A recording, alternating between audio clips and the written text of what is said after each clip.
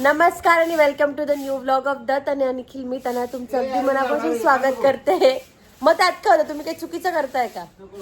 अहो घ्या उद्या, अहो या इकडे. पप्पा दरवेळेस बाहेरचा पालोपाचा आवडतात, त्यात नथिंग रॉंग. बघितलं ते काम करता, बट लोकांना दाखवू नये असं सांगता. असो, आपल्या नवीन ब्लॉग मध्ये तुमचं खूप खूप स्वागत. आणि आज आहे माझ्या पप्पांचा 61वा बर्थडे. हॅपी बर्थडे पप्पा. थँक्यू. सकाळी सकाळी कुठे गेलेत तुम्ही? फिरून आलो, वॉकिंग करून आलो मी. गेले होते सकाळी घरातून 4:30 वाजता, घरी 8:30 वाजता आलेत. काय काय करून आले तुम्ही? आमची मित्रमंडळीमध्ये आम्ही चहा पाणी केलं मस्त छानपैकी. बर्थडे करून आले तुम्ही छोटासा. ओके. आणि आता ते आम्हाला कुठेतरी बाहेर घेऊन जाणार आहे. नक्कीच. Stay tune. बाहेर पप्पा पालापाचोळा जो आहे तो आवरून काढताय आणि घरात हे बघा वहिनी दोघं सासू नाही काय चांदोरेले पसारा करता. हे सगळं गौरीचं काम आहे. माझी लेक कोपऱ्यात खेळते एकदम. तर सकाळी सकाळी मम्मी पप्पा आणि वहिनी यांचं हेच सुरू असतं.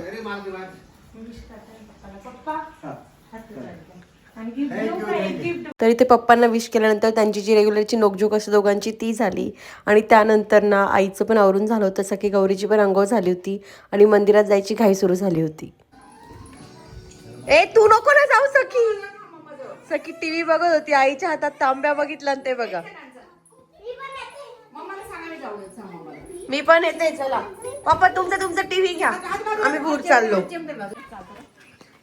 हे बघा आईला मंदिरात जाण्याआधी सखीची आणि गौरीची घाई बघा.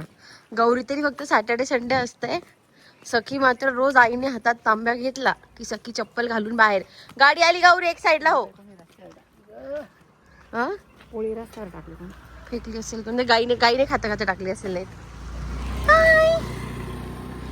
चला. आणि हा जो ड्रेस आहे ना हा निखिलच्या फ्रेंडने US वरनं पाठवला होता. जी निखिलची कलिग आहे तिने सावीने, जो आम्हाला घालायला वेळच नव्हता. बट आज म्हटलं चला सकाळी सकाळी घालूयात तिला तो. त्यावर ती पर्स पण आहे आणि गॉगल पण आहे. गॉगल आम्ही घरीच काढून ठेवला आहे. आमच्या कॉलनीतच ना महामृत्युंजय महादेव मंदिर आहे. मी प्रेग्नेन्सी 3-4 महिने इथे होती आणि मी रोज संध्याकाळी आरतीला न चुकता यायची. आणि आता सेम सखीचं झालं आहे, रोज सकाळी आईसोबत ती न चुकता येते. इथे प्रत्येकजण अगदी सेवाभावाने आपली जी काही सेवा असेल ना ते करतं. म्हणजे कोणी पाणी पडलं असेल तर पुसून घेणं हे प्रत्येक बाई इथे करते. किंवा हे जे बसायचं आहे पूजेला बसायचं ते सगळं टाकायचं, झालं की उचलून ठेवायचं. आमच्या कॉलनीतले लहान लहान मुलं मस्त तांब्याभर पाणी घेऊन येतात. सगळ्यांनाच ह्या मंदिरामुळे एक वेगळीच अशी ओढ लागली आहे देवाची. सकाळ संध्याकाळ चिल्लर पार्टी असते आरतीला. लहान मुलांच्या इतक्या आरत्या पाठ झाल्या इथे असून. सखी आणि गौरी पण येतात आणि गौरीला असं होतं की सखी तू हे असं पण कर, सखी तू ते तसं पण कर. ती तिला कडेवर घेऊन ज्या छोट्या छोट्या मूर्त्या आहेत आजूबाजूला त्यांचं पण दर्शन घडवते. सो तिथून बाप्पा करून आलो आणि त्याच्यानंतर आम्ही गेलो होतो गजानन महाराजांच्या मंदिरात. कारण तिथे गेल्याशिवाय तुम्हाला मी सांगते ना आमचा कोणताच दिवस पूर्ण होत नाही चांगला दिवस. आज पप्पांचा बर्थडे होता, तिथेही गेलो. बाहेर थोडा पालापाचोळा होता, तो आईने आणि पप्पांनी झाडून काढला. आणि आज शनिवार होता, दादाचा ओव्हरटाईम होता, बट तो लवकर घरी आला. आणि घरी आल्यानंतर दादा बहिणींची भांडणं झाली, त्याच्यात मी अजून थोडी आग लावायचा प्रयत्न करत होते. आणि हा जो टॉप वहिनीने घातला आहे ना हा माझा टॉप आहे, जो मी इंजिनिअरिंगला घेतला होता. आणि मी इतकी हसत होते की भाई मी एवढी बारीक होते आणि तो किती टिकला आहे. याच्यावर आमची मजाक मस्ती खूप सुरू होती. आणि असं पण मी आणि दादा एकत्र आलो का मी वहिनीची खूप खेचतो आणि मी वहिनीला त्रास देत नाही. तुमच्या कमेंट्स असता हा त्रास नाही आहे, ही आमच्यातली मैत्री म्हणू शकता. किंवा मग एक असतं ननंद भाऊजायचं नातं गोडवालं, ते जे काय आहे ते आमचं आहे. आणि संध्याकाळी आम्ही निघालो होतो बाहेर. तर संध्याकाळ झाली आहे, आम्ही बाहेर चाललो आहे. तसं आम्ही फक्त डिनरला जाणार होतो पण लाईट गेली आहे. काय करावं मग आम्ही एक्झिबिशन वगैरे बघायला जाणार आहे. केक आणून ठेवला आहे बट तो आल्यावर कट करू. आज पप्पांची पार्टी आम्हाला. आणि पप्पा आम्हाला काय पण घेऊन देणार आज एक्झिबिशनमध्ये. जिथे हात ठेवू तिथे ते घेऊन देणार आहे. माझं टी-शर्ट द्यायचं.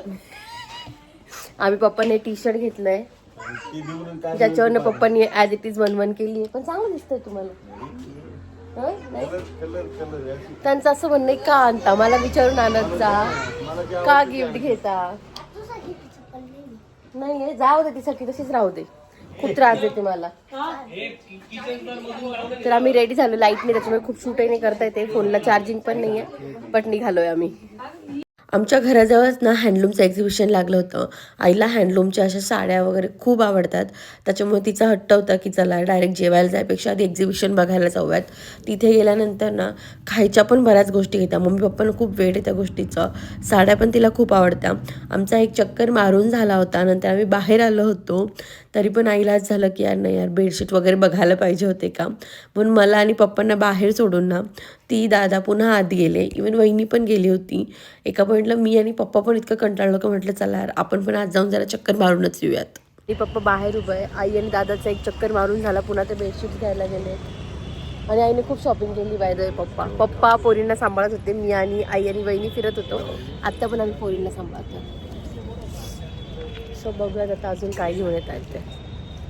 मी विथ चष्मा म्हटल्याप्रमाणे आत गेल्यानंतर पुन्हा बेडशीट्स दोहड वगैरे घेतले. साड्यांचं पण तिचं मन भरलं नव्हतं त्याच्यामुळे मी साड्या पण बघितल्या. इथून काय मी साडी घेतली नाही कारण मला रेंज खूप वाटत होती. माझं एकाशी जरा भांडण नाही झालं इथे. त्याच्यानंतर आम्ही गेलो होतो डिनरला. खूप दिवसांनी गोकुळमध्ये जेवायला गेलो होतो आणि टिपिकल आपले जे आजी बाबा असताना की अरे इथे पण फोटो काढा तिथे पण फोटो काढा, हत्तीजवळ फोटो काढ, झाडाजवळ फोटो काढ असं चालू होतं तिचं. सख्या आणि गौरीचे सगळे फोटो काढ असं चालू होतं तिचं. बाहेरूनच खाऊन पिऊन आलोय. गेलो तेव्हा लाईट नव्हतं त्याच्यामुळे केक कट नव्हता केला. आता केक कट करणार आहे. त्या आधी सखी म्हण हॅपी बर्थडे बाबा, आय लव्ह यू बाबा. केक इतकं लक्ष आहे गौरीचं आणि सखीचं. केक बघ केक बघ ते बघ केक बघ केक बघ. तो मी खाणार आहे. बघू पप्पाला त्यांच्या गोळ्या घ्यायचं पडलंय. मग केक कटिंग वगैरे होईल आणि मग आम्ही त्यांना गिफ्ट देऊ आणि त्याच्यावर थोडे बोलणे पण खाऊ. नंतर त्यांचं छान ऑप्शन वगैरे केलं. मी, आई, वहिनी आणि सगळ्यात जास्त गौरी. आमच्या कॉलनीत कोणाचाही बड्डे असतो जेव्हा मोठ्या बायका औक्षण करताना तेव्हा आमची गौरी पण औक्षण करायला जाते. तिला खूप आवडतं हे देवपूजा करणं, ओवाळायला वगैरे. नंतर वहिनीने पण ओवाळलं. वेळ आली होती पप्पांना गिफ्ट द्यायची. ॲज युजल आम्हाला माहिती होतं आम्ही बोलणे खाणार आहे. त्यांना सकाळी फक्त टी शर्ट दिलं होतं. म्हटलं सकाळी यांचा मूड नाही खराब करायचा, यांना संध्याकाळी देऊयात. संध्याकाळी जेव्हा आम्ही त्यांना गिफ्ट दिलं ॲज युजल आम्ही जसे बोलणे खातो प्रत्येक वेळेस तसेच खाल्ले. बॉक्सकडे बघून ते बोलले घड्याळ असेल तर याद राखा, कारण त्यांच्याकडे ऑलरेडी खूप घड्याळ आहेत. तरी पण आम्ही त्यांना ह्यावेळेस पुन्हा घड्याळ गिफ्ट केलं. बट यावेळेस जे होतं ते मस्त टायटनचं स्मार्ट वॉच होतं. पण बोलले मात्र आम्ही तेवढेच खाल्ले आज पण.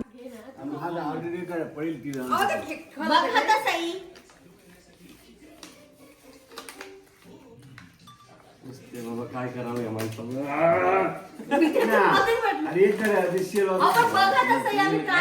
कशा प्रकारचं घेतलंय हे वेगळं आहे. स्टेप मोजणार वगैरे. तुम्ही खा काढा.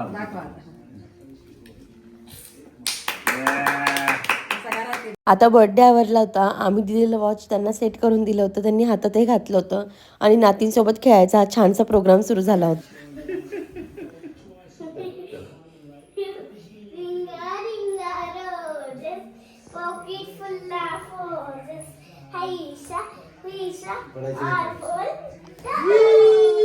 बसताना मला संपला गेम आता.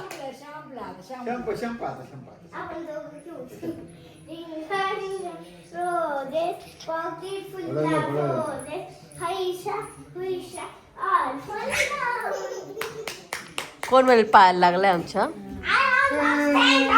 पप्पाला झोप आली. तर येस असा छानसा बर्थडे सेलिब्रेशन झाला आहे आमचा काल रात्री. त्यानंतर काही खूप शूट नाही केलं कारण आम्ही मस्त गप्पा मारत बसलो होतो. दादाला सुट्टी असली की तेवढाच वेळ मिळतो, नाही तर बहिणी मी आणि आई असं पण रात्री जागतो बराच वेळ. पण दादा तेव्हाच इन्क्लूड होतो जेव्हा त्याला सुट्टी असते, नाही तर त्याचं शेड्यूल पण फिक्स असतं. मला वाटतं घरात मीच थोडी आळशी, बाकी सगळे व्यायामाच्या बाबतीत वगैरे खूप पक्के. त्याला सकाळी ऑफिस असतं तरी पण तोही खूप लवकर उठतो. त्याचा सगळा योगा वगैरे करून मगच तो जातो ऑफिसला. मीच जरा आळशी बिकॉज ऑफ सखी असं म्हणू शकता. सध्या तरी इथे आल्यापासून मॅडम झोपला अजून. आणि मी व्हिडिओत सांगितल्याप्रमाणे बरेच लोक ॲग्री करतील की आपले पॅरेंट्स असेच आहे की त्यांना गिफ्ट घेतल्यानंतर डेफिनेटली आनंद होतो, पण त्याच्यापेक्षा जास्त ते आपल्याला ओरडतासुद्धा. आणि हा आमचा दरवर्षीचा अनुभव आहे पप्पांच्या बाबतीत. कारण त्यांचं असं असतं की ज्याची गरज नाही ते घेऊ नका, आणि आम्हाला असं वाटतं की यार आता आहे आणि आम्ही घेऊ शकतो तर आम्हाला घेऊ द्या. बट भांडणं आमचे दरवेळेसचे असतात. वेदर ते टी शर्ट्स असो, ते गिफ्ट्स असो, ते शूज असो. आता तरी आम्ही त्यांना खरी किंमत सांगतो एखाद्या गोष्टीची, म्हणजे नॉट अबाउट गिफ्ट असं, पण त्यांना कोणी काही घेऊन आलं की आम्ही त्यांना सांगतो हे एवढंच आहे. स्टार्टिंगला जेव्हा दादा जॉबला लागला तेव्हापासूनच आम्ही हे सुरू केलं. त्याच्या आधी हातात थोडीच पैसा होता. दादा जॉबला लागला होता फेब 2013 का 12 काइंड ऑफ. तेव्हापासून मग आम्ही मम्मी पप्पांना थोडे थोडे गिफ्ट्स वगैरे घ्यायला लागलो. तर तेव्हा आम्ही पप्पांना लिटरली हाफ प्राईस सांगायचो प्रत्येक गोष्टीची, बिल लपून ठेवायचो. कारण ते आहे, ते प्रत्येक इंडियन मिडल क्लास फॅमिलीमध्ये आहे की त्यांना असं वाटतं की मुलांनी खर्च करू नये, मुलांनी इन्व्हेस्ट करावं. ते अजूनही आम्हाला खूप ओरडतात, बट स्टील हे आमचं एक हे असतं किंवा हे आपलं असतं. कारण त्यांनी इतकं काही काही केलेलं असतं आपल्यासाठी, तर थोडंफार त्यांच्यासाठी करणं आपल्यासाठी आनंद असतो. त्यांना पण डेफिनेटली आनंद होतो, म्हणजे पप्पांनाही या गोष्टीचा आनंद होतो. बट परत ते येतं की का, किंवा मग शर्ट घ्यायचा आहे तो मला घेऊन चला आणि मग घेऊन द्या माझ्या चॉईसचा, तुम्ही नका घेऊन येऊ, असं काहीतरी असतं. बट ठीक आहे, जे आहे त्याचा आनंद आहे. इव्हन आम्ही त्यांना, मला आठवतं आम्ही फ्रीजची पण त्यांना हाफ प्राईस सांगितली होती. आणि तेव्हा ते त्यांचं प्रमोशन झालेलं होतं, ते तिकडे अकोल्याला वगैरे होते, तर ते लाईक घ्या तिकडनं. किंवा दादाने ना त्याला वर्ष 1.5 वर्ष झालं असेल, आणि तेव्हा कॅमेराचा डिजिटल कॅमेरा घेतला होता त्यांनी, तो DSLR DSLR कॅमेरा घेतला होता. त्याच्यावरनं तर आम्ही जे बोलणे खाल्ले होते बापरे, म्हणजे माझं तर काहीच नव्हतं, मी इंजिनिअरिंगच्या 3rd इयरला वगैरे असेल, बट दादाने जे काही बोलणे खाल्ले होते त्यावेळेस I still remember everything. But असतं यार, पॅरेंट्स असंच असतं. बट असं काहीतरी होतं आपला आजचा ब्लॉग. तुम्हाला जर आपला आजचा ब्लॉग आवडला असेल तर do like, share and subscribe, आणि असंच प्रेम देत राहा आम्हाला सगळ्यांना. भेटत पुढच्या व्लॉगमध्ये. तुम्हाला आपल्या आजच्या व्लॉगमध्ये काय आवडलं आहे तेही खाली कमेंटमध्ये नक्की सांगा. आय नो व्लॉग खूप छोटा झाला आहे, बट जेवढा वेळ शक्य होतं तेवढा मी शूट करायचा नक्कीच ट्राय करते तुमच्यासाठी. बट येतील नवीन नवीन ब्लॉग्स येतील. मला हळदी कुंकूच्या वाणासाठी जर तुमच्याकडे काय आयडिया असेल तर त्याही खाली कमेंटमध्ये नक्की सांगा. भेटत पुढच्या व्लॉगमध्ये. तोपर्यंत बाय.